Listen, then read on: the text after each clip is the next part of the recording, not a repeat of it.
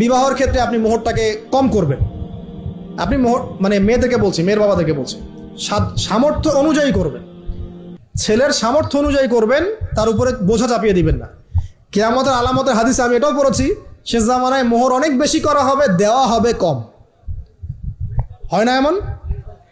আর বাকি আছে আলামতের কিছু। তো ওই চিটারির মধ্যে নাই। আপনি বলছেন 1 লাখ, 1 লাখ আমি দিব নগদ, ব্যাস নগদ। বলছেন 5 লাখ দেওয়ার সামর্থ্য আছে আমার, 5 লাখ দিব, যে নগদ শেষ, পরে মাফ নিয়ে নিব, এইসব বার্গেনিং আপনি নাই। আর এখনকার বিবাহগুলো দেখলে মনে হয় যে মেয়ের বাবা ছেলেকে বিক্রি করছে আর ছেলের বাবা মেয়ে কিনছে। সবচেয়ে বেশি মোহর দেখা যায় যে চিটাগাং এরিয়ার দিকে আর কি। এবং আপনি জানেন কি না, সবচেয়ে বেশি বিবাহ বিচ্ছেদ ওই জায়গায় বেশি। বাংলাদেশে বিবাহ বিচ্ছেদ দেখা যায় যে প্রতি 24 ঘন্টায় দেখা যায় 28টা বা 29টা বাংলাদেশে। হ্যাঁ, শুধু তাই না, আমি দেখলাম যে 10 লক্ষ মেয়ে অতিরিক্ত আছে পুরুষদের তুলনায় সমাজে ঘুরে বেড়াচ্ছে, স্বামী নাই। 10 লক্ষ মেয়ে। এবং এই ডিভোর্স দেওয়ার ক্ষেত্রে দেখা গেছে যে মেয়েদের প্রবণতা বেশি। 70% মেয়ে ডিভোর্স দিয়েছে, ছেলে দেয় নাই, 30% ছেলে। তাহলে মেয়েদের সাইকোলজি চিন্তা করেন। ও মনে করছে আমি তো এখন শিক্ষিত হয়ে গেছি, তোমাকে আমার দরকার নাই, আমি চাকরি করে খাবো। খুব বেশি শিক্ষিত দরকার নাই আপনার, দিনী শিক্ষা আছে কিনা ওটা দেখবেন।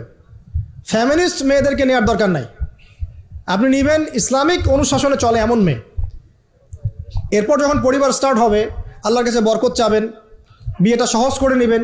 যে বিয়েতে খরচ যত কম, সে বিয়েতে আল্লাহর বরকত তত বেশি। হাদিস। অলিমা হবে, মাশাআল্লাহ, আপনার বিবাহিত জীবন মোবারক হোক, দোয়া করি। এরপরে দেখবেন উভয়ের মাঝখানে আল্লাহ পাক আপনাদের মাঝখানে ভালোবাসা ঢালবেন ইনশাআল্লাহ। সূরা রুমের মধ্যে আল্লাহ পাক বলেছেন, ওয়াজআলা বাইনাকুম মাওয়াদ্দাতা ওয়া রাহমা, আমি আল্লাহ স্বামী স্ত্রীর মাঝখানে ভালোবাসার ভ্রাতৃত্ব ঢেলে দিয়েছি। এটা আল্লাহ পাকের একটা আয়াত, নিদর্শন। এবার আপনি পরিবার গঠন করেছেন, এখানে আমি কয়েকটা কথা বলি যে উভয়ের মাঝখানে খুব চূড়ান্ত লেভেলের ভালোবাসা এটাই যথেষ্ট নয় পরিবার সুখী হওয়ার জন্য। পরিবারের মধ্যে এখন থাকতে হবে সলাত। কি থাকতে হবে ভাই? সলাত। পরিবারে থাকতে হবে কোরআন, পরিবারে থাকবে সুন্নাহ, পরিবারে থাকবে ইসলামী অনুশাসন, পরিবারে থাকবে খাস পর্দা। আপনার বউকে মানুষ দেখেই নাই, এরকম পর্দা। আরে কাপড় খোলা তো অনেক দূরের কথা, আমার এমন স্ত্রী আপনার স্ত্রীকে দেখেই নেই মানুষ। বাধ্য না হলে সে বাইরেই আসবে না, বাধ্য হয়েছে আসছে, মাহারাম আছে, মাহারাম সাথে আছে, এখন বাইরে আসছে।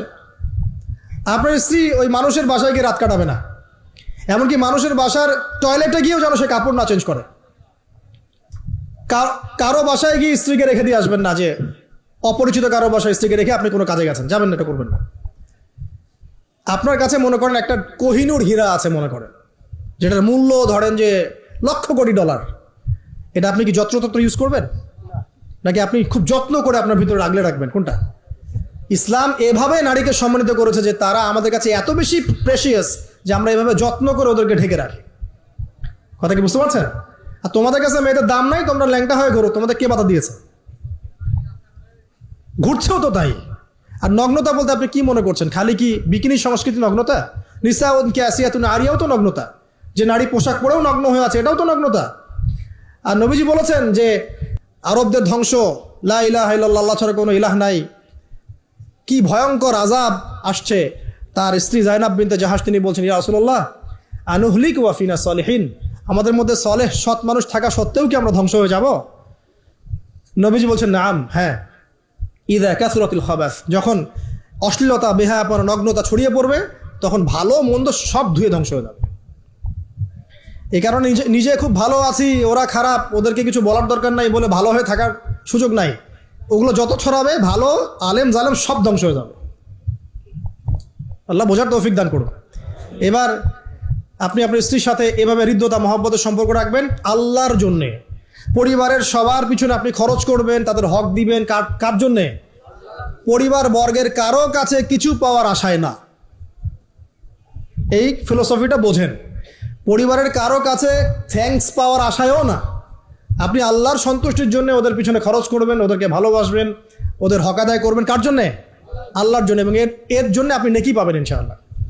আর যদি আপনি তাদের কাছে কিছু আশা করতে যান, মনে মনে বেশি এক্সপেকটেশন রাখেন, তখন আপনি কি হবেন জানেন? আপনি পদে পদে কষ্ট পাবেন, পদে পদে কষ্ট পাবেন। দেখে নিয়েন, শুধু আল্লাহর হয়ে যান, মানে আল্লাহই আপনার আপন, আল্লাহ ছাড়া আপনি কাউরে চেনেন না। আল্লাহ পাক বলেছেন এগুলো করতে, আমি করি। আল্লাহ পাক ভালোবাসা দিয়েছেন সন্তানের প্রতি, স্ত্রীর প্রতি, বাসি। কিন্তু এটা এত অধিক মাত্রায় নয় যে তার কারণে আল্লাহকে ছেড়ে দিব, বা স্ত্রী সন্তান যদি আল্লাহর পথে চলার ক্ষেত্রে বাধা দেয়, আল্লাহকে ছাড়তে পারবো না, প্রয়োজন ওদেরকে ছাড়তে পারবো, এরকম থাকবে বিষয়টা। ঠিক আছে? আরেকটা কথা বলি, শুধু ভালোবাসাই আদর্শ দাম্পত্যের জন্য যথেষ্ট নয়। এখানে প্রয়োজন হচ্ছে একে অপরের প্রতি সম্মানবোধ থাকতে হবে, একে অপরের প্রতি বিশ্বাস থাকতে হবে। বিশ্বাস না থাকলে ওই পরিবারে শান্তি থাকে না। আপনি অনেক বড় আলেম, কিন্তু যদি আপনার স্ত্রী আপনাকে বিশ্বাস না করে, আপনি শান্তি পাবেন না। আপনি জানছেন আপনি ইনোসেন্ট, আপনি অনেস্ট, কিন্তু আপনার পরিবারের সদস্য, আপনার স্ত্রী আপনাকে বিশ্বাস করছে না, তখন আপনি পরিবারে সুখ পাবেন না। বিশ্বাস খুব ইম্পর্টেন্ট। আমি তো বলি যে ভালোবাসার চেয়ে বিশ্বাস বেশি ইম্পর্টেন্ট। কারণ আগে ইমান না আগে আমল? কোনটা আগে? ইমান মানে কি? বিশ্বাস না? আগে বিশ্বাস, তারপরে না আমল? ভালোবাসা একটা আমল, আর বিশ্বাসটা কি? ইমান। তা আমার প্রতি যদি আপনার ইমান না থাকে, তাহলে আপনি আমাকে ভালোবাসবেন কিভাবে? বিশ্বাস থাকতে হবে, স্বামীর প্রতি স্ত্রী, স্ত্রী প্রতি স্বামী। এবং এখানে পুরুষদেরকে সহনশীল হতে হবে, কারণ আপনার স্ত্রী সারা জীবনে আপনাকে প্রচুর পেইন দিতে পারে, এবং এটা মেয়েদের ফিতরত। এখানে সবরের জাজল্যমান দৃষ্টান্ত স্থাপন করতে হবে, নসিহত করতে থাকতে হবে ততদিন পর্যন্ত যখন আপনি দেখছেন যে হ্যাঁ এগুলোতে কাজ হচ্ছে। যদি করতে করতে করতে করতে কাজ না হয়, দেখা যায় এই ফিতনায় জর্জরিত থেকে আপনার দিনের পথে চলাটা ব্যাহত হচ্ছে, তখন আপনার উচিত হবে আসহাবুল কাহাফের মতো চিন্তা করা। ইশারা দিলাম, যথেষ্ট।